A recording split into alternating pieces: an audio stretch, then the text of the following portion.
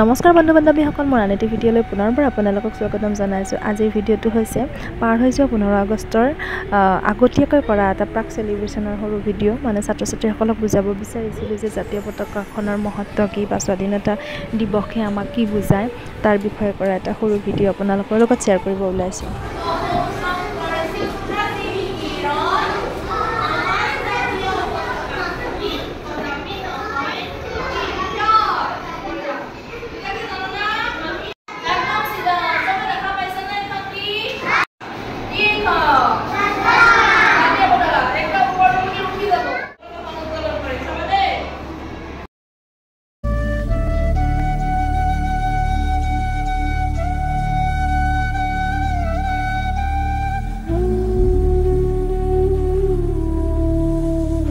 দিনাখনৰ দৃশ্য আমাৰ নিকেতনত 7:30 বজাৰ লগে লগে পতাকা উত্তোলন কৰা হয় আৰু ছাত্ৰসকলৰ দ্বাৰা খোজ প্ৰদৰ্শন কৰোৱা হয়।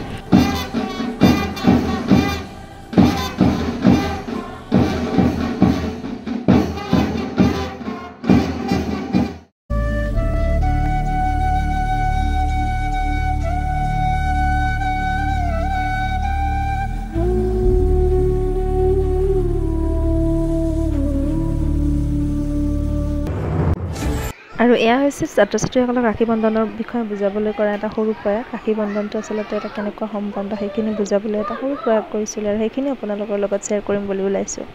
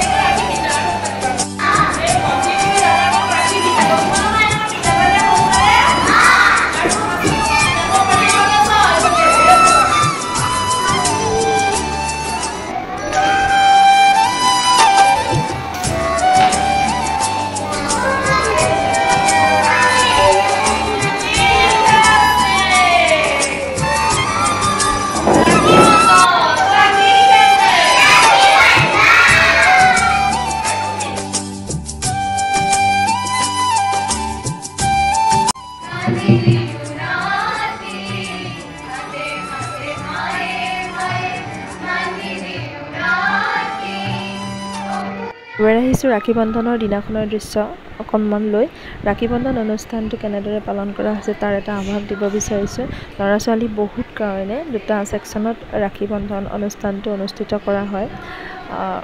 অংকুৰৰ পৰা পঞ্চমমানলৈকে এটা ভাগত আৰু ষষ্ঠ শ্ৰেণীৰ পৰা দশমমানলৈকে এটা ভাগত এনেদৰে ৰাখী বন্ধন অনুষ্ঠানটো উদযাপন কৰা হয়।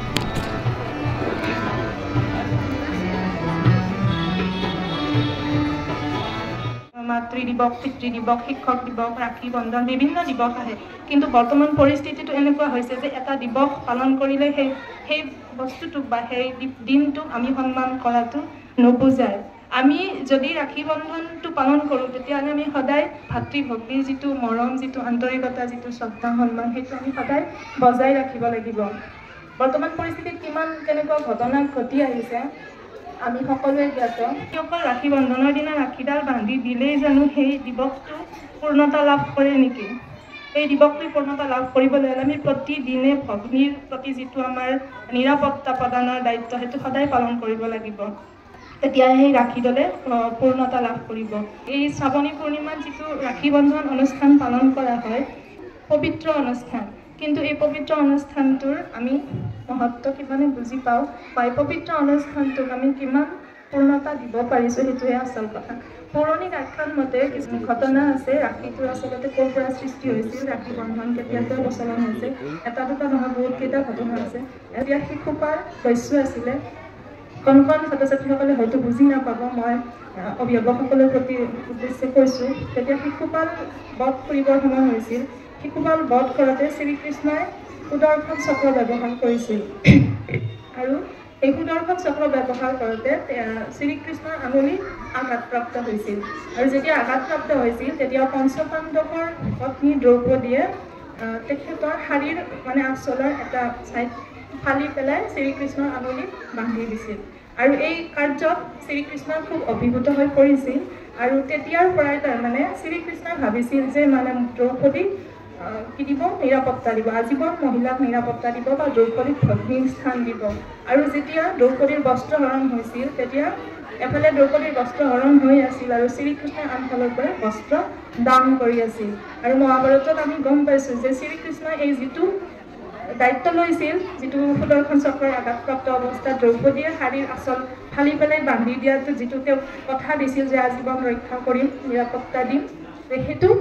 শ্ৰীকৃষ্ণই আজীৱন পালন কৰি গৈছে আৰু সেই হিচাপত ভগৱানৰ তুলনাত আমি একো নহয় আমি মাত্ৰ মানুহে আমি বাৰু ইমান পালন কৰিব নোৱাৰিলেও যিটো বৰ্বৰতা দেশত চলি আছে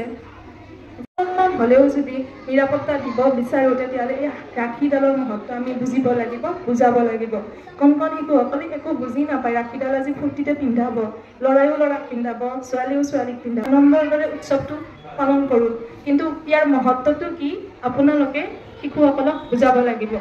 ডাঙৰ হ'লে তেওঁলোকে এই কণ কণ সহপাঠীসকলৰ প্ৰতি কেনেকুৱা দায়িত্ব কেনেকুৱা আন্তৰিকতা কেনেকুৱা মৰম থাকিব লাগিব বা আজীৱন তেওঁলোকে এই সহপাঠীসকলৰ লগত কেনেকুৱা বন্ধুত্ব পালন কৰিব লাগিব কেনেকৈ নিৰাপত্তা দিব লাগিব সেই গোটেইখিনি কথা আপোনালোকৰ শিশুসকলক বুজাব লাগিব মই বহুত বেছি দীঘলীয়া নকৰোঁ শেষত পুনৰবাৰ আটাইলৈ ৰাখী বন্ধনৰ বহুত বহুত শুভকামনা জনাই মোৰ সামান্য বক্তব্যতে সামৰণি মাৰিছোঁ ধন্যবাদ পৃথিৱীৰ ভিতৰত আটাইতকৈ নিৰাপদ ঠাই বুলি ক'লে ভাৰতৰ হৈছে এইটো 100% সত্য কিন্তু ৰাখীডাল বান্ধাৰ পাছতে তোমালোকৰ মনৰ যিটো ভাৱ বা আমি যিটো তোমালোকক দিব বিচাৰোঁ যে ৰাখী বান্ধাৰ ফলত তোমালোকক কোনোবা এই ৰক্ষা কৰিব সেই বস্তুটোৰ প্ৰতি এখন দেহৰ ভাৱ আহি গৈছে লাহে লাহে গতিকে আমি এইটো ভাবিব নালাগে আমাক ৰক্ষা কৰিবই বা আমি এইটোৰ মাজত এটা একতাৰ বান আনিমেই বিভিন্ন জাতি জনগোষ্ঠীৰে গঠিত আমাৰ ভাৰতবৰ্ষখনৰ শ্ৰেণীবিহীন সমাজ এখন গঢ়িবৰ কাৰণে ৰাখী বন্ধনেই শ্ৰেষ্ঠ উৎসৱ সত্য কথা কিন্তু তাৰ লগে লগে মই বিশেষকৈ মহিলা বা ছোৱালীবিলাক বা আমাৰ ছাত্ৰীবিলাকক ক'ব খোজোঁ যে নিৰাপত্তাৰ দিশটো নিজেও অলপ বিবেচনা কৰি চাব লাগে নিজে সাহসী হ'ব লাগে নিজে নিজৰ কামখিনি নিজে হাতেৰে কৰিব পাৰিব লাগে আৰু সদায় সচেতন ইয়াৰ পিছতে আচাৰ্যসকলৰ বহুমূলীয়া বক্তব্যৰ পিছতে ৰাখী বন্ধন পৰ্বটো অনুষ্ঠিত কৰা হয় অভিভাৱক অভিভাৱিকাসকলে প্ৰত্যেকৰে হাতত ৰাখী বান্ধি দিয়ে আৰু আচাৰ্যৰ নেতৃত্বত ছাত্ৰ ছাত্ৰীসকলে এনেদৰে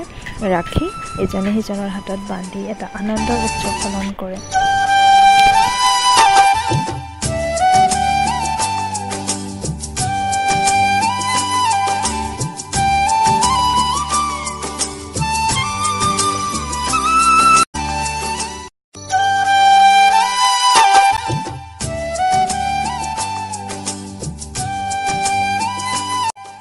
আৰু এয়া হৈছে আমাৰ ঘৰৰ পৰিৱেশ গধূলি এনেদৰে নিজৰ ভণ্টিকেইজনীক ৰাখী পিন্ধালে আৰু তেওঁলোকেও নিজৰ ককায়েকক এনেদৰে ৰাখী পিন্ধালে এটা খুব ধুনীয়া এটা অনুষ্ঠান আৰু এনেদৰে এই বছৰ ৰাখী বন্ধনটো ইমানতে সামৰণিত পৰিল আজিৰ ভিডিঅ'টো বেলেগ একো নাছিলে নিকেতনৰ ৰাখী বন্ধন উৎসৱটো আপোনালোকৰ লগত শ্বেয়াৰ কৰিলোঁ আৰু বাৰে বাৰে কৈছোঁ ৰাখী বন্ধনটো এটা দিৱস হিচাপে পালন কৰিলে নহ'ব ইয়াৰ মহত্ব আমি বুজিব লাগিব গতিকে আজিলৈ ইমানতে ভিডিঅ'টো সামৰিব ওলাইছোঁ যদি চেনেলটো ভাল পাইছে তেনেহ'লে প্লিজ লাইক শ্বেয়াৰ আৰু ছাবস্ক্ৰাইব কৰি দিব আৰু এটি ভিডিঅ'ৰ সৈতে সোনকালে আহিবলৈ চেষ্টা কৰিম তেতিয়ালৈ আহিছোঁ ধন্যবাদ